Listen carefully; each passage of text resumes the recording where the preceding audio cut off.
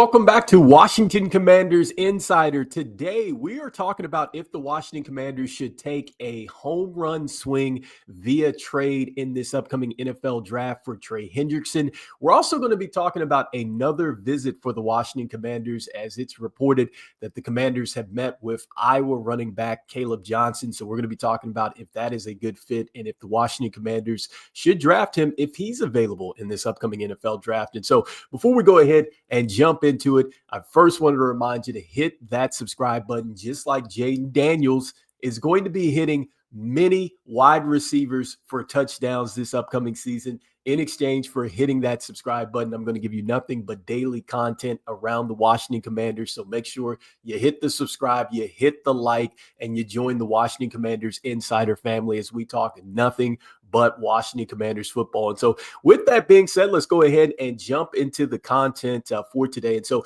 look, you can find this particular article on Bleacher Report. And in this article, they're talking about the biggest potential NFL trades that could still happen in 2025.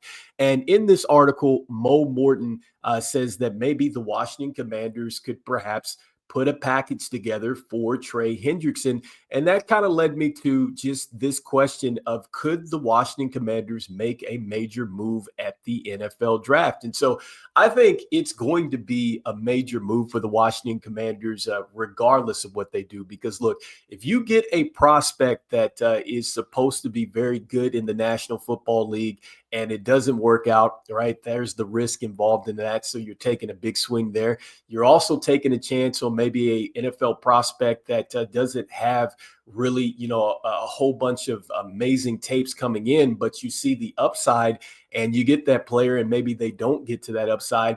And then you can take this route where you go ahead and you leverage some of your draft capital and you go for an established NFL star. And so in this article, it's a mock trade, by the way. And so there's several other players that were mocked to other teams, but this one had us linked to the trade or to Trey Hendrickson. And in this particular deal, it is saying that the Washington Commanders would trade their 2025 second round pick, which would be number 61, and a 2026 fifth round pick in exchange for Trey Hendrickson and a 2025 sixth round pick, which is going to be number 193. And so to put this all together, one of the things that Zach Taylor said, I guess at the NFL owners meeting, is that they're still in the process of trying to work with Trey Hendrickson. And this was March the 31st. And then also, too, just a couple days ago, I saw an article that is saying that the Cincinnati Bengals have turned down other teams as well who have inquired about Trey Hendrickson. And so this is an interesting situation. And I think it's one that does maybe start to get resolved when it comes down to trade night. I think that if you see the Bengals go and they get maybe an edge rusher where they're picking, I could see that Trey Hendrickson would probably be a player that could get traded on draft night, or maybe he could be somebody that's traded shortly after. But I think that if he's available, for the package suggested, I think that maybe the Washington Commanders would definitely consider that, because at pick 29, I don't know if you're going to get a player that is going to come in and maybe be that type of impact like Trey Hendrickson is going to be. I know that you do have to run into a bit of an extension, but I would think that Trey Hendrickson would fit just fine for the Washington Commanders. And I think that you could still get a lot done in the later rounds of the draft if you were to go ahead and make this deal for Trey Hendrickson. Now, one of the things that I question about this, is just, again, this is a mock trade, but I think that it would probably, I think the Bengals want a first round pick for him. I really do. I think that a 2025 second round pick would not be enough to get it done. I think a 2025 first round pick would be what they want. And so I think you would probably sub out that second round for a first round pick, and then maybe the 2026 fifth round pick. And then maybe that might have the interest of the Cincinnati Bengals, but who knows? Not the GM here, but just saying that, look, if he's available and you could give up your 29th pick overall, I'm saying I probably would go in that direction. And so next up, talking about more rumors here around the Washington Commanders, and another good visit, I think, for the Washington Commanders is that we get reports that Kaleb Johnson has visited with the Washington Commanders. And so I got this out of Commanders Wire. This was a day ago in this report, and this was the tweet that was within that article. This is, an NFL insider that I guess works, covering the Texans, and just saying that the Washington Commanders were meeting with Kaleb Johnson and that he has already met with the Bears, the Bengals, the Texans, the Broncos, and the Titans. And so, look, I like this a lot because Kaleb Johnson, besides Omarion Hampton, I think that he is like my next favorite running back that I feel like could just be an instant starter in the NFL. And I certainly think that he would be an impact player for the Washington Commanders. And one of the things that I like about Kaleb Johnson is that I feel like he's a home run hitter. I feel like that if he gets into the secondary, a lot of times, if you look at the highlights, you look at the tape, stuff like that, he is running away from guys. And I think that he's got the type of breakaway speed where he could make the house call. And so that's number one, that if he can get into the second level, which I think he's going to be able to, he can definitely take it to the house. And then the next thing about him that I like is that I feel like he's elusive. To be a bigger back and to run with the power that he does run with, if he can avoid the contact, then he definitely will. But don't get me mistaken here. He will finish runs with authority.